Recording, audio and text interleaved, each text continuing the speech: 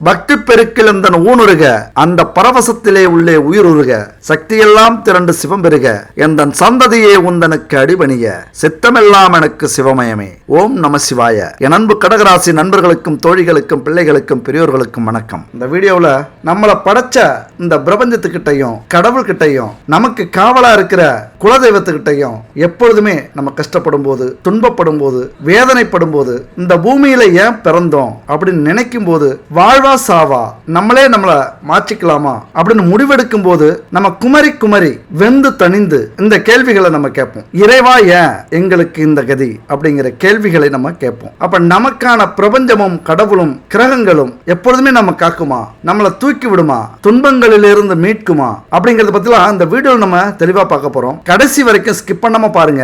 கண்டிப்பா இப்ப நம்ம வாழ்ந்துட்டு இருக்கிற நரக வாழ்க்கையிலிருந்து உங்களை கண்டிப்பா மீட்டு கொடுக்கும் இந்த வீடியோ. அதுக்கு முன்னாடி உங்க கூட இந்த விஷயத்தை நான் பகிர்ந்துக்கிறேன். இது ஒரு விளம்பரம் தான். இங்க நம்ம வாழ்க்கையில எவ்வளவோ பொருட்கள் கடையில வாங்குறோம். அது கலப்படம் இல்லாம தரத்தோட நியாயமான விலையில இருக்கா அப்படின்னா அது சந்தேகம் தான். ஆனா இந்த நம்பருக்கு கான்டெக்ட் பண்ணுங்க. 9043688626. Good baby. பல விதமான பூஜை பொருட்கள் இருக்கு. பஞ்சகாவிய விளக்கு, பஞ்சகாவிய சாம்பிராணி, அகர்பத்தி, அதுபோல பஞ்சதீப எண்ணெய், இவங்க செக்கில் ஆட்டின எண்ணெய்களை வச்சு தீப எண்ணெய் பயன்படுத்திட்டு இருக்காங்க. 9 விதமான பூஜை பொருட்களை கலந்து பச்சரிசியால கோலமாவு கட்டி, கோலமாவு பவுடரு, இவங்க இயற்கையான தானியங்களை வச்சு பல விதமான லட்டு செஞ்சு கொடுக்குறாங்க. இப்படி பல பூஜை பொருட்கள் இவங்கள்ட்ட இருக்கு. கடவுள் தானே அப்படின்னு கலப்படமான பொருளை நம்ம வாங்கி பயன்படுத்தும் போது அதற்கான முழு பலனை நம்ம அனுபவிக்க முடியாது. கண்டிப்பா கலப்படம் இல்லாம தரத்தோட பாரம்பரியமான முறையில செய்யப்பட்ட புதுமையான பூஜை பொருட்களும் அதுபோல பாரம்பரியமான முறையில் தயாரிக்கப்பட்ட உணவுப் பொருட்களும் இவங்க செஞ்சு கொடுத்துக்கிட்டு இருக்காங்க. உங்களுக்கு நம்பிக்கை இருக்கும் பட்சத்துல இவங்கள்ட்ட கான்டெக்ட் பண்ணி இந்த பொருளை வாங்கி பயன்படுத்தி பாருங்க. கண்டிப்பா உங்களை திருப்திப்படுத்தும். நம் எண்ண அலைகள் நல்லவையாக இருப்பின் நன்மையும், தீயவையாக இருப்பின் தீமையும் நமக்கு நடக்க செய்கிறது. நம்ம வாழ்க்கையில வெற்றி, தோல்வி, சுக துக்கங்களுக்கு நம்முடைய எண்ணங்களே முதல் காரணம். எல்லாம் வல்ல இந்த பிரபஞ்ச சக்தி எதை கேட்டாலும் தரும். இதை எவர் ஒருவர் பரிபூரணமாக நம்புகிறாரோ அவர் எதிலும் வெற்றி மேல் வெற்றி பெற்று எல்லா வளங்களும் நலன்களும் பெறுகிறார். இதுதான் இந்த பிரபஞ்ச விதி. இந்த விதிய உங்களுடைய உயிர் மூச்சா எப்பொழுதுமே வச்சுக்கோங்க. தயவு செஞ்சு அலட்சியப்படுத்தாதீங்க. நீங்க எப்படி ஒவ்வொரு செகண்டும் நம்ம மூச்சு விடுறோமோ அதுபோல இந்த விதியை உங்க மனசுல ஆழமா பதிய வச்சுக்கோங்க. பரிபூரணமா நீங்க நம்பினால் உங்கள் மனதின் ஆழத்தில் இதை பதிய வச்சுக்கோங்க. இப்ப நம்ம விஷயத்துக்கு வருவோம். இப்ப கடவுள்கிட்ட கடகராசி நண்பர்கள் வைக்கக்கூடிய கேள்விகள் என்ன? கதறல், குமரல், வேதனை, இதெல்லாம் கலந்த கேள்விகள் என்ன அப்படின்னு பார்த்தோம்னா, உயிரோட இருக்கிறோம், அதை தவிர வேற ஒண்ணுமே இல்லை. எல்லாருக்கும் உதவி செய்யறோம், எங்களுக்கு உதவி செய்ய இந்த உலகத்திலேயே ஆள் இல்லை. கடல்லையே மீன் இல்லை அப்படிங்கிறது மாதிரி இந்த உலகத்திலேயே ஆள் இல்லை. உதவிகள் கூட செய்ய வேண்டாம், எங்களை கீழே தள்ளி மிதிக்காம இருந்தா போதும், அவமதிக்காம இருந்தா போதும். என்ன உதவி செஞ்சாலும் இல்லைன்னு தான் சொல்லுவாங்க. அது தெரிஞ்ச விஷயம்தான். என்ன இழந்தாலும் இழக்கல, எனக்காக என்ன செஞ்ச அப்படின்னு தான் கேட்பாங்க. அது பிரச்சனை இல்லை. ஆனா யாருக்காக நம்ம என்ன இழந்தோமோ அவங்களே நம்மளை அவமானப்படுத்தும் போதுதான் இதை விட ஒரு கொடுமை உலகத்துல இருக்கா அப்படின்னு நாங்க தவிக்கிறோம். கடவுளே, நான் குடும்பத்துல மூத்த பிள்ளை தான். என் தம்பி, தங்க இவங்கெல்லாம் நல்லா இருக்கணும் அப்படின்னு கல்யாணமே செஞ்சுக்காம நான் கஷ்டப்பட்டேன். குடும்பத்துக்காக பல தியாகங்கள் செஞ்சேன். எனக்கு நல்லது செய்யலனா கூட பரவாயில்ல, எனக்கு கிடைச்சது என்ன தெரியுமா? துரோகங்கள், மோசடிகள், அவமானங்கள். ஏண்டா இந்த குடும்பத்துல பிறந்தோம், ஏண்டா இந்த பூமியில பிறந்தோம்? இறைவா, என்னை படைச்ச, ஆனா காப்பாத்தினியா, கடைசி வரைக்கும் பிள்ளைய காப்பாத்தினியா, ஊருக்கு இப்படி பெத்து போட்டியே. ஏன்னா பெத்தவங்கள்ட்ட கடகராசி நண்பர்களோ தோழிகளோ இந்த கேள்வியை கேட்க மாட்டாங்க. ஏன்னா பெத்தவங்க கூட அண்ணன் தம்பி அக்கா தங்கச்சியோட சேர்ந்துக்கிட்டு துரோகம் செய்வாங்க கடகராசிக்கு. அதனால ஒரே நம்பிக்கை கடவுள் தான். சரி, பெத்தவங்க தான் செய்யறாங்க, கூட பிறந்தவங்க தான் துரோகம் பண்றாங்க, அவமானப்படுத்துறாங்க அப்படின்னா உறவுகள் அதுக்கு மேல எவ்வளவு செஞ்சாலும் அந்த நன்றி அப்படிங்கிறது இல்லையே. இறைவா, என்னை பொறுத்த வரைக்கும் எனக்கு எந்த குறையும் இல்லை. ஏன்னா நீ இருக்க, உன் காலடியில் எல்லாத்தையும் போடுறேன். எவ்வளவுதான் நான் சுமக்க முடியும், என்னால முடியல, பாரங்கள் அதிகமா இருக்கு, உன் காலடியில போடுறேன், நீ பாத்துக்க, இந்த குழந்தைய நீ தாங்கிக்க, நீ பெத்த பிள்ளை தானே, நீ தானே கொண்டு வந்த இந்த பூமிக்கு, ஏன் என்ன கைவிட்ட? இறைவா, நடைபணமா வாழ்றேன், வாழவும் முடியல, சாகவும் முடியல, விதி செய்யற கொடுமை இருக்கே தாங்கவும் முடியல. கடகம் அப்படின்னு பேர் வச்சதை விட கஷ்டம் அப்படின்னு இந்த ராசிக்கு பேர் வச்சிருக்கலாம். ஏன்னா வாழ்க்கையில கஷ்டம் கஷ்டம் கஷ்டம். இதுவே வாழ்க்கையா இருந்தா ஏன் கடகம்னு பேர் வந்தது, கஷ்டம்னு பேர் வச்சிருக்கலாமே அப்படி நாங்கள் வாழ்ந்துகிட்டு இருக்கோம். இப்படி ஒரு கேள்வி. இறைவா, எவ்வளவு செஞ்சாலும் நல்லவன், தியாகி, புனிதமானவன், வள்ளல் அப்படின்னு யாரும் எங்களை பாராட்ட வேண்டாம். அந்த பாராட்டுக்காக நாங்கள் செய்யல இதையெல்லாம். ஆனா மோசமானவன், வஞ்சகன், எதிரி அப்படின்னு பேசுறாங்களே, இதையெல்லாம் தாங்கக்கூடிய மனசுல வலிமை எங்களுக்கு இருக்குதா? எதை வேணாலும் தாங்கிப்போம், இதை தாங்க முடியலையே, இப்படி கதறவங்க கடகராசி. பார்க்கும்போது சிரிச்சுக்கிட்டு இருப்பாங்க, யாராவது பொசுக்குன்னு திட்டுருவாங்க, அமைதியாயிடுவாங்க. அங்க ஓரளவுக்கு பேசி பார்ப்பாங்க, அதுக்கப்புறம் அப்படியே பேச்சை நிறுத்திடுவாங்க. அதுக்கப்புறம் பேசவே வார்த்தை வராது. என்ன தெரியுமா செய்வாங்க? வீட்டுக்குள்ளார போய் கதவை சாத்திப்பாங்க, இல்லைன்னா பெட்ரூமுக்கு போயிடுவாங்க, இல்லைன்னா எங்க தனிமை அங்க போய் கண்ணீர் விட்டு அழுவாங்க பாருங்க. அதை பார்க்கிற கடவுள், இந்த பிரபஞ்சம், சே என்னுடைய குழந்தைய இப்படி தவிக்க விட்டுட்டனே அப்படின்னு இறங்கி வந்துடும். வயசு வித்தியாசம்லாம் இருக்காது இந்த வருத்தப்படுறதுல. வீரம்னு வந்துட்டா சிங்கம்தான். ஆனா யாராவது இப்படி பண்ணிட்டியே, செய்யாத தப்புக்கு குத்தம் சொல்லிட்டா, திட்டிப்டா, அங்க வர வேதனை இருக்குல்ல, நீங்க நிறைய பேர் அனுபவிச்சிருப்பீங்க. நீங்க வருத்தப்பட்டு அழுகுற நேரத்துல, கலங்குற நேரத்துல கண்டிப்பா மழை பெய்யும். ஏன்னா அந்த பிரபஞ்சத்துக்கே தாங்க முடியாது. நீங்க கவனிச்சிருக்கலாம். இதை நான் பொய் சொல்லல, அதிகபட்சமா அதிகப்படுத்தி பேசல. உண்மையா ஒரு நிரபராதிக்கு தண்டனை கொடுத்தா எவ்வளவு கொடுமையானதோ, அது மாதிரி தப்பே செய்யாத கடகராசியை திட்டும் போது அதை தாங்கிக்கவே முடியாது. அது எவ்வளவு பெரிய வீரராக இருந்தாலும் சரி, எந்த வயசு இருந்தாலும் சரி. இன்னும் சொல்ல போனா பெண்ணாக இருந்தா தற்கொலை கூட பண்ணிக்கக்கூடிய வேதனை அடைவாங்க. எங்க தான் ஓடுறது? எவ்வளவு காலம்தான் இந்த மாதிரியே பயணிக்கிறது? யாருமே துணை இல்லையே. நமக்குன்னு ஏத்துக்கிட்டு பேசுறதுக்கு இந்த உலகத்துல ஆளே இல்ல. நிறைய நேரத்துல கடவுள்கிட்ட போய் எழுதிருக்கீங்க, உண்மையா இல்லையா? கண்ணீர் வடிச்சிருக்கீங்க. ஏன் இவங்களுக்கு குழந்தையா பிறக்க வச்ச? ஏன் இந்த நோயை கொடுத்த? ஏன் இந்த கடனை கொடுத்த? ஏன் எனக்கு இப்படி ஒரு பிள்ளையை கொடுத்த? ஏன் இப்படி ஒரு எனக்கு கணவனை கொடுத்த? ஏன் இப்படி ஒரு மனைவியை கொடுத்த? ஏன் இப்படி ஒரு வாழ்க்கையை கொடுத்த? இந்த உறவுகள்கிட்ட ஏன் வந்து பிறக்க வச்ச? இந்த ஊர்ல ஏன் வந்து பிறக்க வச்ச? இறைவா, என்னை ஏன் படைச்ச? கேள்விக்கு மேல கேள்வி. சாகவும் முடியல, வாழவும் முடியல. இன்னும் சொல்ல போனா உங்களுடைய கேள்விக்கு கடவுளாலே பதில் சொல்ல முடியாது. வாயை அடைச்சு போயிடும். சில படத்துல நம்ம பார்த்திருப்போம், பழைய படத்துல ஏதாவது ஒரு ஷாக்கான வார்த்தை சொல்லிட்டா அப்படியே மேகம் நிற்கும், கடல் அலை அப்படியே நிற்கும், காத்து அடிச்சுக்கிட்டே இருக்கும்போது அப்படியே நிற்கும். இதெல்லாம் நீங்க கேள்வி கேட்கும் போது இந்த பிரபஞ்சம், இந்த ஐம்பூதங்கள், நீர், நிலம், காற்று, ஆகாயம், நெருப்பு எல்லாமே அப்படியே நிற்கும். ஏன்னா பதில் சொல்ல முடியாது. இப்படி ஒரு ஆத்மாவை இந்த பூமியில நம்ம படைச்சிட்டு நம்ம கண்டுக்காம விட்டுட்டோமே அப்படிங்கிற ஒரு குற்ற உணர்ச்சி, தெய்வத்துக்கே குற்ற உணர்ச்சி ஏற்படுத்துற வாழ்க்கை தான் உங்கள் வாழ்க்கை கடகராசி. ஏன்னா தப்பே செய்யாம அவமானப்படுறது எவ்வளவு பெரிய கொடுமை. இதே கடவுளா இருந்தா என்ன செய்வாங்க? உடனே சாபம் விடுவாங்க. ஆனா அது கூட மனசு வராது கடகராசிக்கு. வருத்தப்படுறதை தவிர அவன் வேணும், அந்த பொம்பளை கெட்டு போகணும், அடுத்த வீட்டுக்காரன் குடும்பம் நாசமா போயிடணும், ஒரு காலமும் வேண்டிக்காத மனசு. எதிரிக்கு கூட ஒரு இதயம் இருக்கு அப்படின்னு புரிஞ்சுக்கிறவங்க தான் கடகராசி. அப்ப இதெல்லாம் எந்த ஒரு மனசுக்கு கண்டிப்பா உங்களை படைச்ச கடவுள் உங்களுக்கு துரோகம் செய்ய மாட்டார். நல்லா புரிஞ்சுக்கங்க என் நண்பர் கடகராசி நண்பர்களே, தோழிகளே. அது மாதிரியான உலகத்துல நம்ம பிறந்துட்டோம். கடவுள் படைச்சது என்னமோ நல்ல எண்ணத்துல தான். நல்லதும் கெட்டதும் மாறி மாறி வாழ்க்கை வரும் இந்த பிறவிக்கு அப்படின்னு தான் நம்மளை நினைச்சு படைச்சிருப்பாங்க. ஆனா இந்த உலகத்துல இருக்கிற மனிதர்களுடைய குணங்கள், மனிதர்களுக்கான தேவைகள் அதிகமாயிடுச்சு. அதனால தான் நல்லது கெட்டதுங்கிறதெல்லாம் யாருமே பார்க்கறது இல்லை. அது மாதிரியான உலகத்துல நம்ம பிறந்துட்டோம். மற்றவங்களுடைய லட்சியம் முக்கியம், மற்றவங்களுடைய ஆசை முக்கியம், மற்றவங்களுடைய சந்தோஷம் முக்கியம், மற்றவங்களுடைய கனவு ஜெயிக்கணும் அப்படின்னு பாடுபடுறவங்க கடகராசி. அவர்களுக்காக விட்டு கொடுத்து வாழ்க்கை நடத்துறவங்க கடகராசி. எல்லாத்தையும் இழந்துட்டு வாழ்க்கையில 30 வருஷம் கிடக்கும், 35 வருஷம் கிடக்கும், 40 வருஷம் கிடக்கும். திரும்பி பார்த்தா வாழ்க்கையே இருக்காது. ஐயோ நம்ம வாழ்க்கை எங்க அப்படின்னு நீங்க தேடுனா உங்களுடைய வாழ்க்கையை உங்களுடைய உதவி பெற்று அனுபவிச்சாங்கல்ல, அவங்க புதைச்சு வச்சிருப்பாங்க எங்கேயாவது. இப்படி பல குடும்பத்துல புதைக்கப்பட்டிருக்கும். புதைக்கப்பட்டா கூட பரவாயில்ல, ஒரு 5 நிமிஷம் வீட்டு வாசல்ல நின்று கேட்டீங்கன்னா உங்களை பத்தி தப்பா பேசிட்டு இருப்பாங்க. நிறைய கேட்டிருக்கீங்க, உங்க காதால நீங்க கேட்டிருப்பீங்க. கடகராசியை பொறுத்த வரைக்கும் உங்களை பத்தி தப்பா பேசுறவங்க வெளியாளா இருக்க மாட்டாங்க, உங்களை பத்தி தெரியாதவங்களா இருக்க மாட்டாங்க. உங்க கூடவே இருந்தவங்க, உங்களால அனுபவிச்சவங்க, உங்களுடைய உதவிய வாங்கிக்கிட்டு வாழ்றவங்க உங்களை பத்தி குற்றம், குறை, தப்பா பேசுறது இதெல்லாமே நடந்துகிட்டு இருக்கும். உங்க காதால நிறைய கேட்டிருப்பீங்க. இன்னும் சொல்ல போனா என்ன செஞ்சிட போறான், இவனால என்ன முடியும், இந்த பொண்ணால என்ன முடியும் அப்படின்னு உங்களுக்கு காதுல விழுறது மாதிரியே பேசுவாங்க. இது அதை விட கொடுமையானது. தனிமை, பயம், கூச்சம், கோபம், விரக்தி, தற்கொலை எண்ணம். சூரியனே சுளிர்னு அடிச்சா கூட இருள் சூழ்ந்ததா உங்களுக்கு தோன்றும் இல்லையா? உண்மைதானே? இருட்டில் இருக்கிறது மாதிரியான உணர்வு உங்களுக்கு ஏற்பட்டிருக்கு நிறைய டைம்.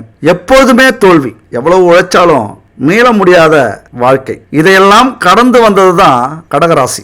எந்த ஒரு உதவியுமே உங்களுக்கு தேவைப்படும் போது கிடைக்காது. நீங்க எவ்வளவு செஞ்சிருந்தாலும் தேவைப்படும் போது கிடைச்சிருக்காது இல்லையா? பல இழப்புகள், பல துரோகங்கள், பல வழிகள், இதையெல்லாம் கண்டவர்கள் தான் கடகராசி நண்பர்களும் தோழிகளும். உங்களை பொறுத்த வரைக்கும் உதவி மட்டும்தான் நீங்க செய்யணும். யாரு எதை கேட்டாலும் செய்வீங்க. ஆனா செய்யும் போது நினைச்சுக்குங்க, உங்கள்கிட்ட இருந்து உதவி அடைஞ்சாங்கல்ல, வாழ்க்கை ஒண்ணு அடைஞ்சாங்கல்ல, கிடைச்சதுல, அவங்க உங்களுக்கு உதவி செய்வாங்க. அவங்க உங்களை மனசுல வச்சிருப்பாங்க. உங்களுக்கு தேவைப்படும் போது, நீங்கள் விழும்போது, நீங்கள் கஷ்டப்படும் போது உங்களை தூக்குவாங்க அப்படின்லாம் நீங்க நினைச்சிடாதீங்க. அவங்க கிட்ட இருந்து உங்களுக்கு எந்த உதவி கிடைக்கலனாலும் இறைவன் அந்த அவமானங்களை சுமக்கிறார். உண்மையா இதுதான் நடக்குது. இறைவா ஏன் படைச்ச அப்படிங்கிற கேள்விகள் இருக்குல்ல, நீங்க கேட்ட கேள்வியிலே எல்லாத்தையும் இறைவன் வாங்கிக் கொள்வார். எல்லா பாவங்களையும், எல்லா துரோகங்களையும், எல்லா கேலி கிண்டல்கள், அவமானங்களையும் இறைவன், கடவுள், இந்த பிரபஞ்சம் வாங்கிக்கும். யாரு நன்றி மறந்தாலும் சரி, இந்த உதவி பண்றது மட்டும் என்னைக்குமே நீங்க விடாதீங்க. நல்லது செய்யறத விடாதீங்க. அதுதான் உங்களுடைய வலிமை. அதுதான் உங்களுடைய வாழ்க்கைக்கான பயன். இந்த கடகராசின்னு ஒரு பிறவி எடுத்திருக்கீங்கல்ல, அந்த பிறவி பயன் ஒன்று சொல்லுவாங்க. பிறவி பயன் அடைந்தேன் அப்படின்னா ஏதாவது ஒரு பெரிய சந்தோஷத்தை அனுபவிக்கிறவங்க இந்த வார்த்தையை சொல்லுவாங்க. நினைச்ச கணவன், நினைச்ச மனைவி, காதலி, காதலன், அல்லது வாழ்க்கை, சுகமான வாழ்க்கை, நல்ல உறவுகள், அதுபோல செல்வங்கள், அதுபோல ஏதோ ஒரு இடம் கனவுலே இருக்கும், ஒரு இடம் வாங்கணும், அந்த இடத்த வாங்கும்போது, அந்த பொருளை வாங்கும்போது, அல்லது ஒருத்தருடைய ஆசையை அடையும் போது, இல்லைன்னா நம்ம ஆசைப்பட்டவங்களை பார்க்கும்போது, அப்போ நிறைய பேர் சொல்லுவாங்க, இந்த பிறவி பயனை அடைந்தேன் அப்படின்னு சொல்லுவாங்க. கடகராசியை பொறுத்த வரைக்கும் இந்த பிறவி பயனை அடையணும் அப்படின்னா 4 பேருக்கு உதவி செய்யுங்க. எந்த ஒரு பிரதிபலனும் எதிர்பாராம உதவி செய்யுங்க. நாளைக்கு இவன் நமக்கு உதவுவான், நாளைக்கு இவன் நம்மளை தாங்குவான், நாளைக்கு இந்த தோழி தூக்கி விடுவா, அப்படிலாம் நண்பர்களும் தோழிகளும் நினைச்சு உதவி பண்ணாதீங்க. அப்படி நினைச்சாலே நீங்க மனுஷனா மாறி போயிடுவீங்க. மனிதர்கள் அப்படி நினைக்காம உதவி செஞ்சீங்க அப்படின்னா மனிதர்களுக்கு மேலே தூய ஆத்மா, மா மனிதர்கள் அப்படின்னு சொல்லுவாங்கள்ல, அந்த மனிதர்களாக நீங்க வாழ ஆரம்பிச்சிருவீங்க. என்னைக்குமே உதவி செய்யறத விடாதீங்க. இப்போ இந்த கேள்விகளுக்கெல்லாம் பதில் இல்லையா அப்படின்னு கேட்கலாம். இவ்வளவு கேள்விகள் தான் நாங்கள் கேட்டோம், நீங்கள் சொன்னதெல்லாம் சரி. ஆனால் இதற்கான விடை இங்கே தான். பிரபஞ்சம், கடகராசியை படைச்ச அந்த பிரபஞ்சம் என்ன சொல்லுது அப்படின்னா, எல்லாரும் தன்னுடைய நிலையிலிருந்து உயர்ந்த இடத்தை பார்ப்பாங்க. இவ்வளவு பெரிய ஆளா, இவ்வளவு பெரிய குடும்பமா, இவ்வளவு கோடீஸ்வரர்களா இருக்காங்களே அப்படின்ட்டு. ஆனால் நான் என்னை விட தாழ்ந்தவர்கள், என்னை விட கஷ்டப்படுபவர்கள், இவர்களை பார்த்து நான் ஆறுதல் அடைஞ்சுக்கிறேன். என்னுடைய வாழ்க்கைக்கு என்னைக்குத்தான் நீ ஒளியேற்றி கொடுக்க போகிறாய்? ஆண்டவனே, உன் பாதங்களை நான் கண்ணீரில் நீராட்டினேன். இந்த ஓருயிரை நீ வாழ வைக்க என்று உன்னிடம் கையேந்தினேன் முருகையா. இப்படி இறைவனிடம் கையேந்தி கொண்டிருக்கிறீர்கள். இந்த பாட்டை நான் துன்பப்படுற நேரத்தெல்லாம், நான் சோர்வடைகிற நேரத்திலெல்லாம் இந்த பாட்டை கேட்பேன். எனக்கு ரொம்ப ஆறுதலா இருக்கும். கண்டிப்பா கடவுள் கைவிடுவாரா அப்படின்னா கைவிட மாட்டார். ஏன்னா உங்களுக்கு பிரபஞ்சம் கை கொடுக்க தயாராக இருக்கிறது. கவலைப்படாதீங்க. பிரபஞ்சம் இப்ப இதுதான் சொல்லுது, அல்லது கடவுள் இதை தான் சொல்றார். எப்பொழுதுமே ஒரு உண்மையை நீங்க புரிஞ்சுக்கணும். இந்த கஷ்டங்களை எல்லாம் அனுபவிக்கத்தான் நம்முடைய பிறவியே முதல்ல ஆரம்பிச்சிருக்கு. இந்த பூமியில வந்த வேலையே அதுதான். எப்பொழுதுமே நம்மளுடைய பிறப்பு எதுனா முன்ஜென்ம வினைகளை தீர்க்கத்தான் இப்ப நம்ம பிறந்திருக்கோம். அப்ப பிறந்ததால கஷ்டங்கள் மட்டும்தான் கொடுக்குதா அப்படின்னா, நாம செஞ்ச புண்ணியங்களும் இருக்குல்ல, முன் ஜென்மத்திலேயோ அல்லது பெற்றோர்கள் முன்னோர்கள் மூலியமா நடந்த புண்ணியங்கள் இருக்குல்ல. ஒரு மனுஷன்னா கெட்டவனாவே வாழ்ந்திருப்பானா, அல்லது நம்ம கெட்டதாவே செஞ்சிருப்போமா? இல்ல. ஆனால் நமக்கு வரக்கூடிய பாவங்கள் எது தெரியுமா? கெட்டதுக்கான பலன் முன்னாடி வரும், நல்லதுக்கான பலன் பின்னாடி வரும். இதுதான் உண்மை. இந்த விதியை நீங்க புரிஞ்சுக்கணும். அப்ப இந்த கஷ்டங்களை கொடுத்து கொண்டிருக்கும் கடவுள், நீங்க நம்பிக்கை இழக்கிற நேரத்துல அப்படியே தூக்கி விடுவார் பாருங்க. கை கொடுப்பார். ஒரு கை உங்களை நோக்கி நீளும். அந்த கை சொல்லுது, கவலைப்படாதே, நீ மாறப்போகிறாய், உன் வாழ்க்கை மாறப்போகிறது, புது வாழ்க்கையை அனுபவிக்க போகிறாய், தைரியமாக இரு, ஜெயிக்க போகிறாய். அன்னைக்கு நீ என்ன புரிஞ்சுப்ப. இந்த கர்ம வினையெல்லாம் தீர்த்து நீ ஜெயிக்கிற அன்னைக்கு நான் இருக்கேன் என்று புரிந்து கொள்வாய், புரிந்து கொள்ள முயற்சி செய்வாய். அன்று பேச முடியாமல் தவிப்பாய், என்னை தேடி அலைந்து ஓடி வருவாய். ஆனந்தத்தில் என்னை பார்த்து அழுது விடுவாய். இன்று வடிக்கும் கண்ணீரை விட, துன்பத்தால் வடியும் கண்ணீரை விட ஆனந்த கண்ணீரை பெருக்கெடுத்து நான் ஓட செய்வேன். கவலைப்படாதே நண்பர்களே, இந்த பிரபஞ்சம் பேசுகிறேன், உங்களை படைத்த இறைவன் பேசுகிறேன். கவலைப்படாதீர்கள், நினைத்து பாருங்கள், உங்களை பூமியில படைச்சதே நான் தான். உங்களை தோற்க விடுவேனா? அதற்காகவே நான் உன்னை தேடி வந்திருக்கிறேன். என் கையை பிடி, என்னை தொட்டுவிடப்பார், முழுசா நம்பு, கவலைப்படாதே. நிச்சயமாக உன்னை இந்த புதைக்குழியிலிருந்து கரை சேர்ப்பேன். இது தெரியாமல், இந்த கர்மா புரியாமல் கவலைப்பட்டு கொண்டிருக்கிறாய். நம்பிக்கையோடு இரு, நம்பிக்கைத்தான் வாழ்க்கை. இப்படி சொல்கிற கடவுள் பிரபஞ்சம் உங்களை கைவிடுமா? நீங்க நினைச்சு பாருங்க. யாரையுமே நீங்க நம்ப வேண்டாம். நம்மை படைத்த பிரபஞ்சத்தை நம்புங்க. நம்ம பெத்தவங்க நமக்கு துரோகம் என்னைக்குமே செய்ய மாட்டாங்க. 1000-1 துரோகம் செய்பவர்களாக இருப்பார்கள். அது அவர்களுடைய கர்ம வினை. 999 பேர் பெத்தவங்க அல்லது பிள்ளைகளுக்கு துரோகம் நினைக்கவே மாட்டாங்க. அதை விட 1000 மடங்கு உயர்ந்த கடவுள் பிரபஞ்சம் நம்மளை கைவிடுமா?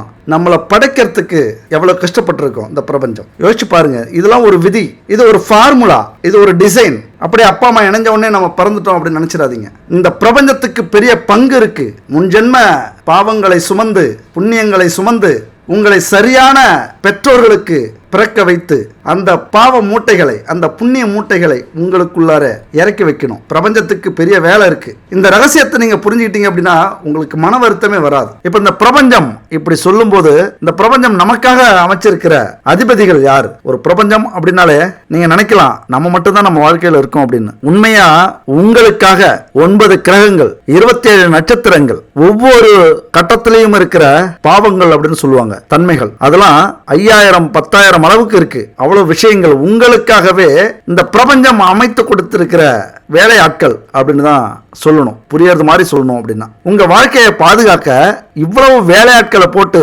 வேலை வாங்கிட்டு இருக்கிற நம்ம பிரபஞ்சம் எங்க நினைச்சு பாருங்க. நம்ம வீட்டுல ஒரு வேலைக்காரங்க இருந்தா கூட நமக்கு பெருமிதமா இருக்கும், பெருமையா இருக்கும். வேலையாளு வச்சுக்கிட்டு நம்ம வாழ்க்கை நடத்துறோம், பரவாயில்ல, அப்ப நம்மளும் பெரிய ஆளு தான் அப்படின்னு நினைப்போம். ஆனா நமக்காக எத்தனை 1000 கிரகங்களையும் நட்சத்திரங்களையும் அதிபதியையும் பாவங்களையும் வச்சுக்கிட்டு இருக்கிற இந்த பிரபஞ்சம் நம்மளை கைவிடுமா? நினைச்சு பாருங்க. அப்ப கடகராசிக்குரிய நவக்கிரக நாயகன் சந்திர பகவான். அதனால கடகராசி தங்களுடைய வாழ்க்கையில இந்த பிரச்சனையெல்லாம் தீக்கணும் அப்படின்னா திங்கட்கிழமை சிவபெருமான் கோவிலுக்கு போயிட்டு வாங்க. சிவனுக்கு பாலாபிஷேகம் செய்யுங்க. எவ்வளவு பெரிய பிரச்சனை இருந்தாலும் தோஷங்கள் இருந்தாலும் எல்லாமே நீங்கிடும். பௌர்ணமி அன்னைக்கு அந்த சந்திரன் இருக்குல்ல, வானத்துல தெரிகிற சந்திரன், அதை பார்த்து கும்பிடுங்க. ஒரு 2 நிமிஷம், முடிஞ்சா ஒரு 10 நிமிஷம் இந்த மந்திரத்தை சொல்லுங்க. அதை பார்த்துக்கிட்டே கும்பிட்டுக்கிட்டே ஓம் சந்திராய நமக, ஓம் சந்திராய நமக 27 முறை சொல்லலாம், 54 முறை சொல்லலாம், 108 முறை சொல்லலாம். ஏன்னா சந்திரன் அதிபதி. அப்ப நேர்மறை சக்திகள் உங்களுக்கு அதிகமா கிடைக்கும். இந்த கஷ்டத்துக்கெல்லாம் தீர்வு கிடைக்கும். நம்ம உடம்புல ஒரு மன வலிமை வந்தாலே போதும், இதெல்லாம் சரி பண்ணிக்கலாம். அப்ப அந்த வலிமை நமக்கு கிடைக்கும். அது மட்டும் இல்ல, சந்திரன் அப்படின்னாலே தாயாருக்கு உரிய கிரகம். இப்ப ஒவ்வொரு கிரகமும் ஒவ்வொரு தன்மை உள்ளது. சூரியன் அப்படின்னா தந்தைக்கு, சந்திரன் அப்படின்னா தாய்க்கு, புதன் அப்படின்னா தாய் மாமனுக்கு, இப்படி ஒவ்வொரு கிரகமும் ஒவ்வொரு காரணகர்த்தாவாக இருக்காங்க. அப்ப சந்திர பகவான் யாருன்னா தாயாருக்கான கிரகம். அதனால கடகராசி நண்பர்களும் தோழிகளும் தினமும் தாயை வணங்குங்க. கஷ்டங்கள், துன்பங்கள், துயரங்கள் இருக்கும்போது. இதெல்லாம் நடக்கிற காரியமா? எங்க வீட்டுல இருக்கிறது தாயா? அது பேய். எனக்கு தாயினாலே பிடிக்காது. நான் பேசிய பல வருஷமாச்சே, நான் எங்க கும்பிடுறது? எனக்கு தாயை ரொம்ப பிடிக்கும். இது பரவாயில்ல, எனக்கு சகஜம், நான் கும்பிட ரெடியா இருக்கேன். என்னுடைய எல்லா கஷ்டமுமே போகணும் அப்படின்னா நான் கும்பிட ரெடியா இருக்கேன் அப்படின்னு சில பேர். தாயை பிடிக்காம பேசிய பல நாள் ஆயிடுச்சுன்னு சொல்றவங்க பல பேர். நான் என்ன சொல்றேன், எப்படி இருந்தாலும் பரவாயில்ல, பேசிக்கிட்டு இருந்தீங்க அப்படின்னா காலை தொட்டு கும்பிடுங்க. சந்திரனை கும்பிட்டது மாதிரி நம்ம வீட்டுல சந்திர பகவான் எங்க இருக்காரு அப்படின்னா தாய்கிட்ட இருக்கார். சூரிய பகவான் எங்க இருக்காரு? அப்பாவிட்ட இருக்கார். உங்களுக்கு பிடிக்கலனாலும் பரவாயில்ல, எப்பொழுதுமே பார்ப்போம், வீட்டுல தான் இருப்பாங்க அம்மா. அவங்கள பார்த்த உடனே நெஞ்சில கை வைங்க. நீங்கள் என்ன செய்கிறீங்கன்னு அவங்களுக்கு தெரியாமல் கூட போகலாம். அவங்கள தான் கும்பிடுறீங்க அப்படின்னு தெரியாமல் போனால் கூட நெஞ்சில் கை வைங்க. அவங்கள மனசில் நினச்சி கும்பிட்டது மாதிரி ஆகிடும். நீங்கள் பேசல, கஷ்டப்படுறாங்களா, அல்லது உங்களை விட்டு தூரத்தில் இருக்காங்களா, யாராவது ஒருத்தர் மூலியமா அவங்களுக்கு உதவி பண்ணுங்க. நீங்கள் செஞ்சதா கூட செய்ய வேணாம், யாராவது கொடுத்ததா ஏதாவது ஒரு வகையில் ஏதாவது ஒரு வழியில் உதவி பண்ணுங்க. கடகராசியை பொறுத்த வரைக்கும் சந்திரனுடைய அனுக்கிரகம் முழுசா உங்களுக்கு கிடைக்கணும். அப்பதான் இந்த பிரச்சனைகள்லாம் இருக்காது. கண்டிப்பா பாதி பிரச்சனை முடிஞ்சிருங்க. உண்மையை சொல்லப்போனா தாயாரை நீங்க சந்தோஷப்படுத்தினீங்க, கும்பிட்டீங்க, உதவி செஞ்சீங்க, கஷ்டப்படுத்தாம வாழ்ந்தீங்க அப்படின்னா பாதி பிரச்சனைகள் கண்டிப்பா முடிஞ்சிடும். முடிஞ்ச வரைக்கும் அவங்க மனசுல இருந்து ஆசீர்வாதம் வாங்குங்க. பயங்கரமா துரோகம் பண்ணிட்டாங்களா, செத்தா வாழ்ந்தா இல்ல அப்படின்னு கூட இருக்காங்களா, பரவாயில்ல, அவங்க அவங்களாவே இருக்கட்டும். நம்ம நல்லவங்களா இருப்போம், பெருந்தன்மையா நடந்துப்போமே, ஏன் சின்ன பிள்ளைத்தனமா ஒரு ஆசீர்வாதம், அவ்வளவுதான். அப்புறம் மாசத்துக்கு ஒரு முறை கோவிலுக்கு அங்க இருக்கிற துறவிகள், ஏழைகள், எளியோர்களுக்கு ஏதாவது தானம் இதெல்லாம் செஞ்சீங்க அப்படின்னா எவ்வளவு பெரிய துரதிர்ஷ்டங்கள் இருந்தாலும் அதை போக்கக்கூடிய பரிகாரங்கள் இது. அதுபோல கோடை காலத்துல மக்களுடைய தாகத்தை தீருங்க. ரோட்ல உங்களால ஏதாவது ஒரு கிழமை ஒரு 100 ரூபாய்க்கு ஒரு தயிர் வாங்கிட்டு வந்து ஒரு 25 பேர் குடிக்கிறது மாதிரி ஒரு குடத்துல வச்சு கொடுங்க. அந்த 25 பேரும் குடிச்சிட்டு வாழ்த்துவாங்க. எந்த புண்ணியமான தெரியல, தாகத்துக்கு தண்ணி மட்டும் இல்ல மோரே வச்சிருக்காங்க அப்படின்னு அந்த வாழ்த்து இருக்குல்ல, அது உங்களுடைய கஷ்டங்களை போக்கும். அது மாதிரி விலங்குகளுக்கு தண்ணீர் வைங்க, தண்ணீர் பந்தல், தாகம் தீக்கிறதுக்கு ஏதாவது தொட்டி அல்லது ஒரு பாத்திரத்தையாவது. இப்போ கிராமத்தில் இருக்கீங்க அப்படின்னா உங்க வீட்டில் ஒரு பெரிய பாத்திரம் இருக்கும், அந்த பாத்திரத்தில் ஃபுல்லாக தண்ணி பிடிச்சி வந்து ரோட்டில் வச்சிருங்க. ஏதோ ஒரு நாய், ஒரு குருவி, காக்கா அல்லது ஆடு, மாடு ஏதோ ஒன்று குடிச்சிட்டு போகட்டும். இதெல்லாம் தயவு செஞ்சு செய்யுங்க. நம்மளுடைய கஷ்டங்களை போக்குறதுக்கு எந்த உயிரினமாவது, எந்த ஆத்மாவாவது நம்மளை ஆசீர்வதிக்காதா? இதைத்தான் இப்போ நீங்கள் தேடணும். அதனால இந்த விஷயங்கள்லாம் செய்யுங்க. அது மாதிரி கோவில் குளத்தில் இருக்கிற மீன்கள் இருக்குல்ல, அதுக்கு அரிசி பொறி, சாப்பாடு இப்படி கொண்டு போய் கொடுங்க. அது மட்டும் இல்ல, சந்திரன் அப்படிங்கிறது உங்களது அதிபதி. சந்திரன் அப்படின்னா பெண் தன்மை குறித்தது, அதாவது பெண்களை குறிக்கக்கூடிய அமைப்பு. அதனால வருஷத்துக்கு ஒரு முறை உங்க உறவுல இருக்கிற சுமங்கலி பெண்கள் இருக்காங்கல்ல, கன்னி பெண்கள், அவங்க சந்தோஷப்படுற அளவுக்கு புடவை, அலங்கார பொருட்கள், வளையல், கண்ணாடி இந்த மாதிரி அவங்க சந்தோஷப்படணும், குளிர்ச்சி ஆகணும். நீங்க கொடுத்தா தப்பா நினைப்பாங்க அப்படின்னா இந்த மாதிரி சொல்லி யார்ட்டையாவது கொடுக்க சொல்லுங்க. அவங்க உங்களை பத்தின நல்ல எண்ணங்கள் அவங்க மனசுல உருவாக்குங்க. அப்ப சந்திரனே சந்தோஷப்படுவார். பெண்களை சந்தோஷப்படுத்தக்கூடிய ஒவ்வொரு சந்தோஷமும் சந்திரனை சந்தோஷப்படுத்தினதுக்கு ஈடாகும். அதுக்குன்னு தவறான எண்ணத்துல செஞ்சிடாதீங்க, அது தோஷமா மாறி போயிடும். நல்லா புரிஞ்சுக்குங்க. பெண்கள் அப்படின்னாலே ஆண்கள் மனசுல அதிகமா தப்பான எண்ணங்கள் ஏற்படும். கடகராசியை பொறுத்த வரைக்கும் அப்படி இருக்க மாட்டீங்க. ஏன்னா இன்னைக்கு நம்ம ஏதோ ஒரு பாவம் செஞ்சிருக்கோம், எந்த ஜென்மத்திலேயோ செஞ்ச பாவத்துக்கு தான் இவ்வளவு கஷ்டப்படுறோம். மறுபடியும் இப்படி ஒரு பாவத்தை செய்ய மாட்டீங்க. அதனால சுமங்கலி பெண்களுக்கு சந்தோஷப்படுத்துறதுக்காக ஏதாவது ஒன்று செய்யுங்க. அது மட்டும் இல்ல, இப்ப வரக்கூடிய அடுத்த மாசம் வரலட்சுமி விரதம் வருது. அற்புதமான ஒரு விரதம், பயன்படுத்திக்கங்க. பெண்களாக இருந்தீங்கன்னா வரலட்சுமி நோன்பு இருந்து முறைப்படி பூஜை செஞ்சு அன்னை மகாலட்சுமியை வரவேற்று உங்க வீட்டில் அந்த பூஜையில கலந்துக்கிற பெண்களுக்கு அந்த பொருட்கள்லாம் கொடுப்பாங்க தானமா. அதெல்லாம் கொடுத்தீங்க அன்னைக்கு அப்படின்னா கணவருக்கு நீண்ட ஆயுள், திருமணம் ஆகாத பெண்களுக்கு திருமணம், நல்ல கணவன், அதுபோல புகழ், செல்வம், இன்னும் சொல்ல போனா 16 வகையான செல்வம் அன்னைக்கு கிடைக்குமா. 16 வகை செல்வத்தையும் வழங்கக்கூடிய மகாலட்சுமி தேவியை நினைச்சு வரலட்சுமி விரதம் இருந்தீங்க அப்படின்னா எவ்வளவு கஷ்டங்கள் இருந்தாலும் அதெல்லாம் தீர்ந்து போகும். நான் என்ன சொல்றேன், எவ்வளவு துன்பங்கள் இருந்தாலும், பிரச்சனைகள் இருந்தாலும், கடன் பிரச்சனையா இருந்தாலும், குடும்ப பிரச்சனையா இருந்தாலும், குடும்ப பிரிவு இருந்தாலும் இந்த விரதத்தை முறையா இருங்க. இதை பத்தின விளக்கத்தை அடுத்த வீடியோல நான் விளக்கமா சொல்றேன், எப்படி இருக்கணும் அப்படின்ட்டு. முறையா இருங்க, அதுக்கப்புறம் உங்கள் வாழ்க்கை கண்டிப்பா மாறும். அத்தனை பிரச்சனைகளும் உங்கள் வாழ்க்கையில இருந்து விலகும். திருமணம் நடக்காதவங்களுக்கு திருமணம் நடக்கும், நல்ல கணவன் அமைவார்கள், கணவன் இருந்தால் ஆயுள் நீடிக்கும், 16 செல்வங்களும் நம்ம குடும்பத்துக்கு வரும். வரலட்சுமி விரதத்துல அவ்வளவு அற்புதங்கள் இருக்கு. வாழ்க்கை பூரா கஷ்டப்படுறதை விட அன்னைக்கு அந்த விரதம் இருந்து 4 பெண்களுக்கு அந்த தான பொருட்களை கொடுத்தோம் அப்படின்னா எவ்வளவு பலன் இருக்கு தெரியுங்களா? இதெல்லாம் யார் தெரியுமா செய்வாங்க? நல்லா பாருங்க, நல்லா புரிஞ்சுக்கிங்க.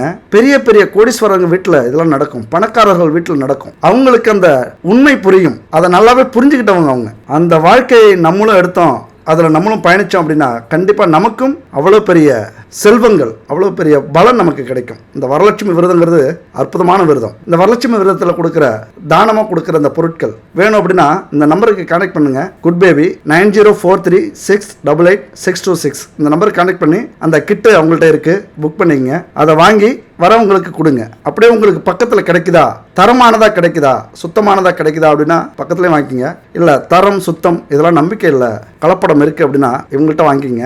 அது மட்டும் இல்லை, பல பூஜை பொருட்கள் இருக்கு, வாங்கி பயன்படுத்தி பாருங்க. அடுத்தது பரிகாரங்களை நம்பிக்கையோட முயற்சி பண்ணும்போது இந்த பிரபஞ்சத்தோட நீங்க தொடர்பு கொள்றீங்க. நம்பிக்கையோட நீங்க தொடர்பு கொண்டீங்க அப்படின்னா கண்டிப்பா உங்களை கைவிடாது. பெத்தவங்க கைவிட்டுருவாங்க, வாழ்க்கையில நம்மளவங்க கைவிடலாம், நண்பர்கள் கைவிடலாம், ஆனால் பிரபஞ்சம் உங்களை கைவிடாது. நம்பிக்கை தான் முக்கியம். அடுத்து பார்த்தோம்னா மனுஷ வாழ்க்கையில இது ரொம்ப பெரிய ஒரு விஷயம். ஏதாவது ஒரு துன்பம் வந்துச்சுன்னா கதறோம், வேதனைப்படுறோம், வருத்தப்படுறோம். இறைவனே இருக்கியா இல்லையாங்கிற சந்தேகம் நமக்கு வந்துடும். ஒரு மன திருப்திக்காக தான் இறைவனை வணங்குறோம், நம்புறோம் அப்படிங்கிற எண்ணங்கள் வந்துடும். அப்ப வாழ்க்கையில இன்பமும் துன்பமும் மாறி மாறி வர்றது இயற்கை அப்படிங்கறத நம்ம புரிஞ்சுக்கிறதே இல்லை. இன்பம் வரும்போது மகிழ்ச்சி அடையிறதும், மனம் துன்பம் அடையும் போது தடுமாறுறதும் இயற்கை. அப்ப இதனுடைய உச்சக்கட்டம் தான் வெறுப்பு தான். இந்த கேள்விக்கெல்லாம் காரணம் கடவுளுக்கு கண் இல்லையா? எல்லாம் என் தலைவிதி.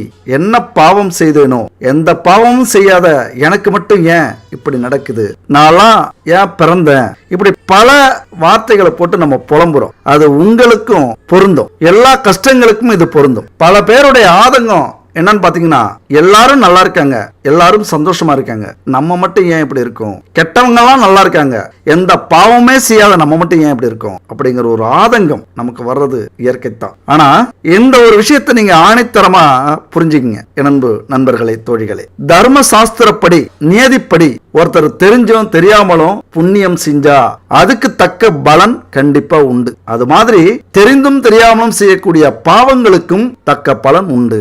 ஆக கர்ம வினைக்கேற்ற பலன் நமக்கு நிச்சயம் உண்டு அப்படிங்கறத 100% நீங்க நம்பி ஆகணும். பிரபஞ்ச விதியில இது ஒரு முக்கியமான விதி. நாம என்ன செய்யறோமோ அது நமக்கு திருப்பி கிடைக்கும் அப்படிங்கிறது புரியக்கூடிய விதி. அப்ப இந்த விதியானது அரசன் முதல் ஆண்டி வரைக்கும் எல்லாருக்குமே பொருந்தும். நீ, நான், ஏழை, பணக்காரன், ஆண், பெண், நல்லவன், கெட்டவன், மனிதன், விலங்கு, இப்படிலாம் எதுவுமே இல்லை. எல்லாத்துக்குமே இந்த விதி பொருந்தும். அப்ப இதுக்கெல்லாம் காரணம் என்னன்னா, பூமியில பிறக்கிறதுக்கு காரணம் இதுதான். நம்ம ஏன் பூமியில பிறந்தோம் அப்படிங்கறத காரணம் நீங்க தெரிஞ்சுக்கிட்டீங்க அப்படின்னா கண்டிப்பா இந்த இன்பம் துன்பத்துக்கெல்லாம் நீங்க துவளவே மாட்டீங்க, கலங்கவே மாட்டீங்க. நம்முடைய முற்பிறவியில செய்த பாவ புண்ணியம் தான் இதுக்கு காரணம். அதனால இந்த பூமியில நம்ம பிரச்சனைகள் இருக்கா, குழப்பங்கள் இருக்கா, துன்பங்கள் வருதா, அப்ப அதை நினைச்சு வருத்தப்பட்டு இன்னும் மேலும் மேலும் துன்பத்தை நம்ம உருவாக்கிக்கிறத விட இது இயற்கை, நம்முடைய கர்ம வினை, இதிலிருந்து கடப்பது எப்படி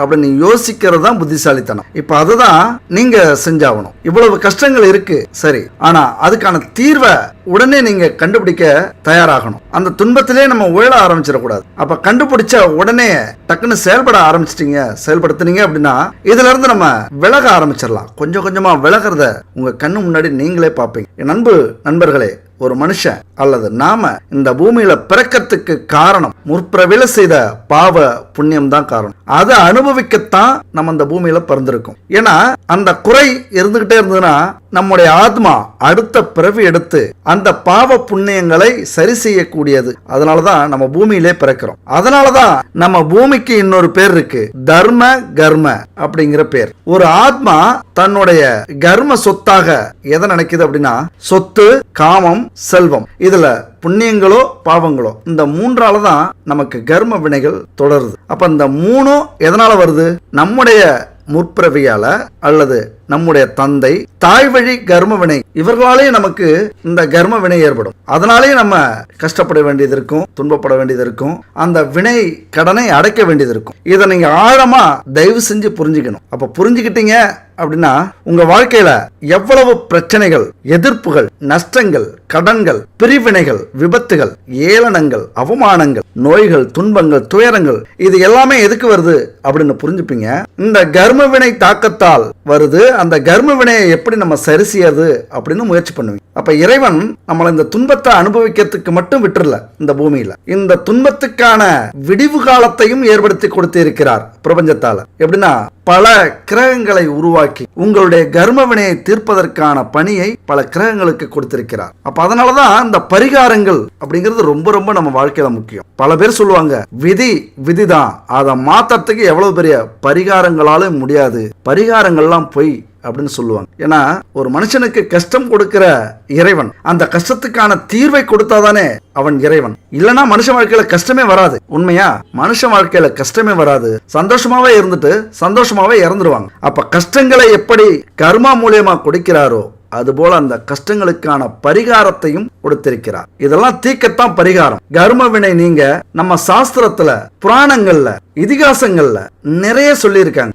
அந்த வகையில பார்த்தோம்னா கர்ம வினை பாதிப்பு நம்முடைய ஜாதகத்துல எந்த வகையில தொடருதோ அதை தெரிஞ்சுக்கிட்டு அதுக்கேற்ற கிரகங்களுக்கு நம்ம பரிகாரங்களை செய்யும் போது கண்டிப்பா நம்மளால அந்த பிரச்சனையிலிருந்து, கர்ம வினையிலிருந்து மீள முடியும். இதை முதல்ல நீங்க நம்பணும். முதல்ல இங்க நிறைய பேர் கடவுள், பிரபஞ்சம், நமக்கு மேல ஒரு சக்தி இருக்கு அப்படிங்கறதே நம்புறதில்ல. நம்ம ஏதோ ஆகாயத்திலிருந்து நம்ம குதிச்சிட்டோம் அப்படி இருந்தா கூட அந்த ஆகாயம் தான் பிரபஞ்சம். நீங்க எப்படி எந்த வேரின் நுனிய பிடிச்சாலும் அங்க இருப்பது இறைவன் தான். அந்த வகையில பார்க்கும்போது எந்த அளவுக்கு உங்க வாழ்க்கையில கஷ்டங்கள் அப்படிங்கிறது ஒரு விஷயம் இருக்கோ அதற்கான பரிகாரங்களும் உண்டு, அதற்கான தீர்வுகளும் உண்டு. இப்ப இந்த பரிகாரங்கள்லாம் செய்யும்போது கண்டிப்பா இந்த பிரபஞ்சத்துடைய பார்வைக்கு நீங்க படுவீங்க. ஏற்கனவே உங்களை கவனிச்சுக்கிட்டு தான் இருக்குது இந்த பிரபஞ்சம், கடவுள், குலதெய்வங்கள் எல்லாம் கவனிச்சுக்கிட்டு தான் இருக்காங்க. ஆனா உங்களையே வருத்திக்கக்கூடிய ஒரு விஷயம் இருக்குல்ல, இந்த பிரபஞ்சம் என்ன நினைக்கும், நாம நல்லது செய்யறதுக்காக முயற்சி பண்ணுவோம், ஆனா அதை விருப்பப்படுறாங்களா? இப்ப நீங்க அதை விரும்புறீங்க, அதாவது இந்த கஷ்டத்தை போக்கணும்னு நீங்க நினைக்கிறீங்க, இந்த கடவுள் நமக்கு உதவி செய்யணும் அப்படின்னு நினைக்கிறீங்க. அப்படிங்கும்போது அப்ப இந்த பரிகாரங்கள்லாம் செய்யும்போது தான் கடவுளுக்கு, பிரபஞ்சமே நம்பிக்கையோட இறங்கி வரும். அதனாலதான் இந்த பரிகாரங்களை செய்யுங்க.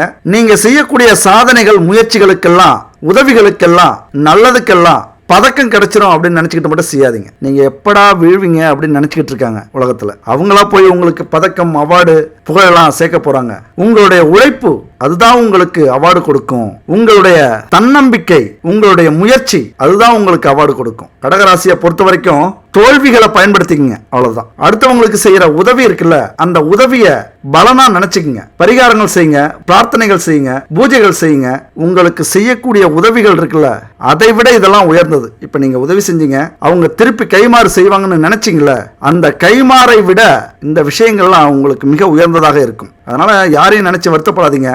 உதவி செஞ்சவங்க மறுபடியும் செய்வாங்க அப்படின்லாம் நினைக்காதீங்க. உங்களை பொறுத்த வரைக்கும் 30 வயசு தான் இருக்கும், ஆனா 60 வயசு கிழவன் மாதிரி, கேள்வி மாதிரி பேசுவீங்க. ஏன்னா அந்த அளவுக்கு அனுபவத்தை பெற்று விடுவீர்கள். அந்த அளவுக்கு கஷ்டங்கள், நஷ்டங்கள், இன்பங்கள், துன்பங்கள், துயரங்கள், வேதனைகள், அவமானங்கள், அசிங்கங்கள் இதையெல்லாம் பெற்று ஒரு தங்க குடமாக, ஒரு பொற்குடமாக, ஒரு மனிதனாக அனுபவத்தை பெற்று விடுவீர்கள். ஒரு 60 வயசுக்குள்ள அந்த படிப்பு இருக்குல்ல, அந்த படிப்பினை, வாழ்க்கை அனுபவம், அது உங்களுக்கு 30 வயசுல கிடைச்சிருங்க. கடகராசினா அதுதான். நீங்க நினைக்கிறீங்க இவ்வளவு கஷ்டங்கள் படுறோம், இவ்வளவு துன்பங்கள் படுறோம், உலகத்துல யாரும் நம்மளை கவனிக்கலையா அப்படின்னு. ஆனா நீங்கள் மாமனிதர்கள். யாரும் உங்களுக்கு இந்த விருதை கொடுக்க வேண்டாம், இந்த பிரபஞ்சமே கொடுக்குது, கடவுள் கொடுக்குறாங்க. நீங்க மாமனிதர்கள். மாமனிதர்கள் என்ன நினைப்பாங்க, இந்த அற்ப புகழ்ச்சிக்கு, இந்த சொற்ப உதவிகளுக்கு, உதவி செஞ்சா கைமாறு கிடைக்குங்கிற அந்த எண்ணங்களுக்கெல்லாம் இடமே கொடுக்க மாட்டாங்க மாமனிதர்கள். அப்படின்னா அந்த பெருந்தன்மை. அப்படிதான் உங்களது வாழ்க்கை. எவ்வளவு சின்னவராக இருந்தாலும் உங்க மனசுல இருக்கிற அந்த பெருந்தன்மை இருக்குல்ல, அது உங்களை உயர்த்தி காட்டும். திடீர்னு ஆத்திரம் வரும், கோபம் வரும், உணர்ச்சி வசப்படுவீங்க சில பேருடைய நடந்தைகளை பார்த்து. அந்த நேரத்தில் தியானம் செய்யுங்க, யோகா செய்யுங்க. ஒரு 10 நிமிஷம் கோவிலில் போய் அமைதியாக உட்காந்துருங்க, கும்பிட கூட வேண்டாம். வாய்ப்பு கிடைக்கும் போதெல்லாம் ஒரு 10 நிமிஷம் அந்த கோவில் இடத்துல போய் உட்காருங்க. எல்லாமே உங்களுக்கு கிடைச்சிடும். புது சிந்தனை, அமைதியாயிடுவீங்க, உங்க மனசு சுத்தமாயிடும். அப்புறம் உங்க மனசுல வரக்கூடியது எல்லாமே பயங்கரமா இருக்கும். பயங்கரமான தெளிவு உங்களுக்கு கிடைக்கும். எவ்வளவு முயற்சி பண்ணாலும் கடன் குறையாம வளர்ந்துகிட்டே இருக்கு. கழுத்தை நெரிக்கிற கடன் இருக்கு. கடன் பிரச்சனையில சிக்கி தவிக்கிறோம், அதிலிருந்து மீள முடியல அப்படின்னு தவிக்கிறவங்களுக்கு இந்த பரிகாரம் அருமையா வேலை. ஒரே ஒரு விளக்கு பரிகாரம் தான். இதை செஞ்சாலே போதும். கடன் தீர்க்கும் பரிகாரங்கள்ல மிகவும் சக்தி வாய்ந்த பரிகாரம் இது. என்ன பண்றீங்க, திங்கட்கிழமை இரவு, அதாவது படுக்கிறதுக்கு முன்னாடி 27 மிளகுகளை எடுத்து ஒரு வெள்ளை துணியில முடிச்சு தலையணைக்கு அடியில வச்சு படுத்துக்குங்க. யாரு பேர்ல அதிக கடன் இருக்கோ அவங்க இந்த பரிகாரத்தை செய்யும். இந்த மிளகு முடிச்ச செவ்வாய்க்கிழமை காலையில எழுந்திருச்சு குளிச்சுட்டு வீட்டுல தீபம், தூபம் இதெல்லாம் செஞ்சு அந்த முடிச்ச கடவுள் முன்னாடி வச்சு நீங்க என்ன நினைச்சு வேண்டுகிறீங்களோ, எந்த பிரச்சனை தீரணுமோ, எந்த கடன் தீரணுமோ, யாருக்கு நீங்க எவ்வளவு பணம் கொடுக்கணுமோ அது தீரத்துக்கான வேண்டுதலை வைங்க. இறைவா, எனக்கு சரியான நேரத்துல இவர்கிட்ட இருந்து கடனை வாங்கி கொடுத்தீங்க, அதுக்கு ரொம்ப நன்றி. அவருக்கும் பெரிய நன்றியை நான் செலுத்துறேன். அதே நேரத்துல எனக்கு இந்த கடனை அடைக்க முடியல, அதற்கு ஒரு வழியை காட்டு. நான் நல்லா இருக்கணும்னு கொடுத்த அவருடைய மனசை கஷ்டப்படுத்தாம அந்த நன்றி உணர்வோட அவருடைய கடனை தீர்க்கறதுக்கு ஒரு வழியை காட்டு. உங்களுக்கு பிடிச்ச தெய்வம், குலதெய்வமோ இஷ்ட தெய்வமோ அல்லது எல்லாத்துக்கும் பெரியவர் சிவனோ, இந்த வேண்டுதலை வையுங்க. அதுக்கப்புறம் அந்த மிளகு முடிச்சிய காலையில சிவன் கோவில் எங்க இருக்குன்னு பாருங்க. அந்த சிவன் கோவிலுக்கு போயிட்டு ஒரு அகல்ல நல்லெண்ணெய், சுத்தமான நல்லெண்ணெய் வாங்கிக்கிங்க. கிடைக்கல அப்படின்னா இந்த ஸ்கிரீன்ல இருக்கிற நம்பருக்கு கனெக்ட் பண்ணுங்க. செக்கில் ஆட்டின எண்ணெய்களை வச்சுக்கிட்டு தீப எண்ணெய், பஞ்சதீப எண்ணெய், வீட்டுக்கு உணவுக்கு எண்ணெய்கள் இப்படி இவங்க கொடுத்துக்கிட்டு இருக்காங்க. இவங்களை கான்டாக்ட் பண்ணி எண்ணெய் வாங்கிக்கிங்க. அது மட்டும் இல்ல, பூஜை பொருட்கள் என்னவெல்லாம் இருக்கோ எல்லாமே இவங்கள்ட்ட கிடைக்கும். முயற்சி பண்ணி பாருங்க. அப்ப இந்த சுத்தமான எண்ணெயை அந்த அகல்ல ஊத்தி, அந்த அகல்ல அந்த மிளகு முடிச்ச வச்சு அந்த எண்ணெயில ஃபுல்லா முழுகணும். அந்த மிளகு முடிச்சு, அந்த மிளகு முடிச்சோட நுனிப்பகுதி இருக்குல்ல, அதை ஒரு திரி மாதிரி திரிச்சு அதுல தீபம் ஏத்துங்க, அதாவது விளக்க ஏத்துங்க. அந்த நேரத்துல முருகன் மந்திரத்தை மனமுருகி சொல்லுங்க, மனமுருகி வேண்டிங்க. இந்த மந்திரத்தை சொல்லும் போது நம்பிக்கையோட இந்த மந்திரத்தை சொல்லுங்க, பொறுமையா சொல்லுங்க. வாய்க்குள்ளார சொன்னாலும் பொறுமையா சொல்லுங்க. 27 முறையோ அல்லது 54 முறையோ அல்லது 108 முறையோ உங்களால எவ்வளவு எண்ணிக்கையில சொல்ல முடியுமோ இந்த மந்திரத்தை சொல்லுங்க. ஓம் சௌம் சரவணபவ ஸ்ரீம் கிரீம் க்ளீம் க்ளௌம் சௌம் நமக. தெளிவா இந்த மந்திரத்தை மனப்பாடம் பண்ணி வச்சுக்கோங்க. ஒரு அற்புதமான மந்திரம். நான் சொன்ன எண்ணிக்கையில இந்த மந்திரத்தை சொல்லிட்டு வெளியில வாங்க. பட்ட கஷ்டத்துக்கெல்லாம் ஒரு தீர்வு கண்டிப்பா கிடைச்சிடும். அந்த நிமிஷமே உங்களுக்கு அது விலகினது மாதிரி ஒரு தெளிவு பிறக்கும் பாருங்க, ஒரு அமைதி பிறக்கும். கடனை அடைஞ்சது மாதிரியான ஒரு ஃபீலிங் உங்களுக்கு உருவாகும். அந்த எண்ணமே அந்த கடனை அடைக்கும். பனி போல அந்த கடனை விலக்கி உங்களுக்கு அருள் புரிவார் முருகப்பெருமான். ஆனந்த வாழ்க்கையை மாற்றி கொடுப்பார் இந்த கந்தன். அதனால இந்த முருகப்பெருமானுடைய மந்திரத்தை சொல்லுங்க. மனமுருக எல்லா தெய்வங்களையும் வேண்டிவிட்டு வீட்டுக்கு வாங்க. இந்த மிளகு தீப பரிகாரத்தை தொடர்ந்து 9 வாரங்கள் செய்யுங்க, விட்டுறாதீங்க. இப்படி செஞ்சுட்டு வந்தீங்க அப்படின்னா எப்படிப்பட்ட கடனாக இருந்தாலும் படிப்படியா அது குறைய ஆரம்பிச்சு. இல்லைங்க எனக்கு கடன் பிரச்சனைலாம் இல்ல, தொழில எதிரிகள் பிரச்சனை இருக்கு, செய்வினை, பில்லி சூனியம், கந்திஷ்டி பிரச்சனை ஓவரா இருக்கு வீட்டுல, எங்களால வாழ்க்கையில எவ்வளவு கஷ்டப்பட்டாலும் முன்னேற முடியல அப்படின்னு நினைக்கிறவங்க இதே பரிகாரத்தை செய்யுங்க. அந்த மனமுருகி கேட்கறீங்களா, அதற்கான பதில் கிடைக்கும். இந்த பரிகாரத்தை எப்ப தொடங்கணும் அப்படின்னா தேய்பிறை திதி அன்னைக்கு தொடங்குறது நல்லது. நம்ம மனுஷங்கள்ட்ட வாங்கின கடனுக்கு மட்டும் இல்ல இந்த பரிகாரம்ங்கிறது. சீட் எடுத்திருப்போம், இஎம்ஐ கட்டுவோம், பேங்க்ல லோன் வாங்கியிருப்போம். இந்த கடனை எல்லாம் சீக்கிரம் அடைக்கணும் அப்படின்னா இந்த மிளகு தீப பரிகாரம் மிக மிக முக்கியமான. இந்த பரிகாரத்தை செய்யுங்க. அது மாதிரி செவ்வாய்க்கிழமை கடனை அடைக்கிறதுக்கு ரொம்ப அற்புதமான நாள். நம்ம என்னைக்கு வேணாலும் கடனை கொடுப்போம். அப்படி எப்பொழுதுமே கொடுக்காம வாங்காம செவ்வாய்க்கிழமை அன்னைக்கு கடன் வாங்குங்க, செவ்வாய்க்கிழமை அன்னைக்கு கடனை கொடுங்க. எல்லாரும் சொல்லுவோம், ஏன் செவ்வாய்க்கிழமை பணம் கொடுக்க கூடாது, வாங்க கூடாது அப்படின்னு சொல்றது தெரியுமா? மெயினா கொடுக்கறவங்க செவ்வாய்க்கிழமை கொடுக்க மாட்டாங்க. ஏன்னா அந்த கடன் உடனே அடைஞ்சிரும். இதுக்கு இதுதான் அர்த்தம். இதை புரிஞ்சிக்காம கடனை அடைக்கிறவங்களும் என்ன தெரியுமா பண்ணுவாங்க, செவ்வாய்க்கிழமை போய் கடனை கொடுக்க கூடாது, அது கடன் அப்புறம் நம்ம வாங்கிட்டே இருப்போம் அப்படின்னு சொல்லுவோம். அது உண்மை இல்லை. செவ்வாய்க்கிழமை வாங்குற கடனும் கொடுக்கிற கடனும், கடன் வாங்கினா சீக்கிரம் அடையும், கடன் கொடுத்தா மறுபடியும் கடன் வாங்க மாட்டோம். இதுதான் செவ்வாய்க்கிழமைக்கான அற்புதம். இதை எல்லாருமே நம்ம புரிஞ்சுக்கிறது இல்லை. செவ்வாய்க்கிழமை கடனை கொடுக்க கூடாது, கடனை வாங்க கூடாதுங்கிற ஒரு அவநம்பிக்கையை ஏற்படுத்தி வைத்திருக்கிறார்கள். யாரு? இந்த கடன் வட்டிக்கு மேல வட்டி வாங்கி அடுத்தவங்க வயிற்றுச்சல கொட்டிக்கிறாங்களே, அவங்க ஏற்படுத்தின ஒரு அவதூறு தான் இந்த செவ்வாய்க்கிழமை பணம் வாங்கக்கூடாது, கொடுக்க கூடாது அப்படிங்கிறது. அப்ப இந்த நாள்ல கடனாக பெற்ற தொகையை திருப்பி கொடுத்தால் மீண்டும் கடன் வாங்கும் சூழ்நிலை நமக்கு ஏற்படாது. அது மட்டும் இல்ல, இந்த பரிகாரம்லாம் என்னால செய்ய முடியாதுங்க, செய்யறதுக்கு நேரம் இல்ல, முருகப்பெருமான போய் வணங்குங்க. சிவன் கோவிலுக்கு போய் அல்லது முருகனுக்குன்னு இருக்கிற சன்னிதானத்துல போய் வணங்குங்க. மனமுருகி வணங்குங்க. கண்ணீர் துளி கசிய வேண்டுங்க. முருகா, எல்லா பிரச்சனையும் உன் காலடியில கொட்டிட்டேன், எல்லாத்தையும் இழந்துட்டேன், என்னுடைய உடல் மட்டும்தான் உனக்காக இருக்கு, என்னுடைய உசுர் மட்டும்தான் உனக்காக இருக்கு, நீ எதை வேணாலும் எடுத்துக்க, என் பிரச்சனையை உன் பிரச்சனையா உன் காலடியில போட்டுட்ட, அதை பெருசா ஆக்குனாலும் உன் கையில இருக்கு, அந்த பிரச்சனைகள்ல காலில் போட்டு நசுக்குனாலும் உன் காலில் இருக்கு, நீனே பாத்துக்க முருகா. மனமுருகி வேண்டி வாருங்கள். மனமுருகி வேண்டிக்கிட்டு இருந்த உங்களை 2 கை அப்படியே தூக்கி விட்டா இப்படி இருக்கும். அந்த உணர்வை ஏற்படுத்துவா. இந்த பரிகாரத்தை தொடர்ந்து செய்யுங்க. முழுசா நம்பினீங்க அப்படின்னா எந்த ஒரு பிரச்சனையுமே முருகனுக்கு முன்னாடி நிக்காது. இப்ப நம்ம 2 பிரச்சனையை பார்த்தோம். கடன் பிரச்சனை ஒண்ணு, அடுத்தது வேலை பிரச்சனை ஒண்ணு, இப்படி பார்த்தோம். இன்னொரு முக்கியமான பிரச்சனை குடும்ப பிரச்சனை. இந்த பிரச்சனையினாலும் நம்மளால நிம்மதியா இருக்க முடியாது. பெரிய ஆளெல்லாம் வேணாங்க, கோடி கோடியா பணம்லாம் வேணாம். வீட்டுல ஒரு மணி நேரம் நான் நிம்மதியா இருப்பேனா, எல்லாத்தையும் மறந்துட்டு என்ன மதிப்பாங்களா, என்னுடைய வேதனையை யாராவது புரிஞ்சுக்குவாங்களா, அந்த காலகட்டம் வருமா அப்படின்னு ஏங்கி தவிக்கிற நண்பர்களும் தோழிகளும் நிறைய பேர் இருக்கீங்க. கணவன் மனைவி பிரச்சனை, பண கஷ்டம், வேலையில மன அழுத்தம், கடன் தொல்லை, காதல் தோல்வி, தேர்வுல தோல்வி, பாலியல் பிரச்சனை, 3வது நபரால நம்ம குடும்பத்துல பிரச்சனை. இந்த 3வது நபரால வரக்கூடிய பிரச்சனை ரொம்ப பெருசு. எதை வேணாலும் நம்ம தாங்கிப்போம். ஆனா அது ஒரு அவமானமா, அசிங்கமா, நம்மளே நம்மள தாழ்வா நினைக்கக்கூடிய ஒரு பிரச்சனை.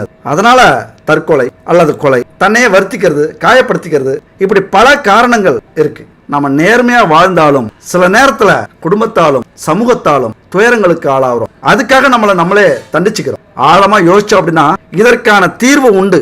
இங்க பொறுமை ரொம்ப முக்கியம். என்ன பிரச்சனை நடந்தாலும் ஒரு மணி நேரம் அமைதியா இருங்க. அந்த 1 மணி நேரம் தான் உங்க அடுத்த கட்ட வாழ்க்கை. அந்த 1 மணி நேரத்தை கடந்துட்டீங்க அப்படின்னா உங்க வாழ்க்கையில எல்லாமே புரிஞ்சிடும். அந்த 1 மணி நேரம் கடக்கிறது அவ்வளவு சாதாரண விஷயம் இல்லை. இந்த தற்கொலை செய்யறவங்கலாம் அல்லது உங்களே வருத்திக்கிறீங்களே, ஏதாவது அடிக்கிறது, தலையால முட்டிக்கிறது, மைண்டு டார்ச்சர் ஆகிறது, கோவப்படுறது, ஆக்ரோஷப்படுறது, நம்ம கோவப்படுறதுனால அடுத்தவங்களை திட்டுறது, தாக்குறது, அப்ப இந்த தவறால காலம் முழுவதுமே அவமானம், உற்றார் உறவினர், குடும்பத்தை இழக்கிறது அல்லது குடும்பத்தை விட்டு வெளியூர்ல போய் வாழ்றது, இப்படி துயரங்களுக்கு மேல் துயரத்தை நம்ம அனுபவிக்கிறோம். நம்ம வாழ்க்கையில எவ்வளவு மனக்கோட்டை கட்டியிருப்போம், எவ்வளவு கனவு கண்டிருப்போம். நாம பிறக்கும் போது நம்ம அப்பா அம்மா காண்கின்ற கனவு, நாம குழந்தை பெத்துக்கும் போது நாம காண்கின்ற கனவு, கோட்டை, இதெல்லாம் கட்டி வச்சாலும் ஏதோ ஒரு பிரச்சனையில கோபத்துல தற்கொலை பண்ணிக்கிறோம் அல்லது அடுத்தவங்களை கொலை பண்றோம். இங்க என்ன விஷயம்னா, நம்மளை ஈண்டோருக்கும் நம்மளை சார்ந்தோருக்கும் தாங்க முடியாத இழப்பு ரொம்ப இது பெருசு. கண்ணதாசன் சொன்னது மாதிரி,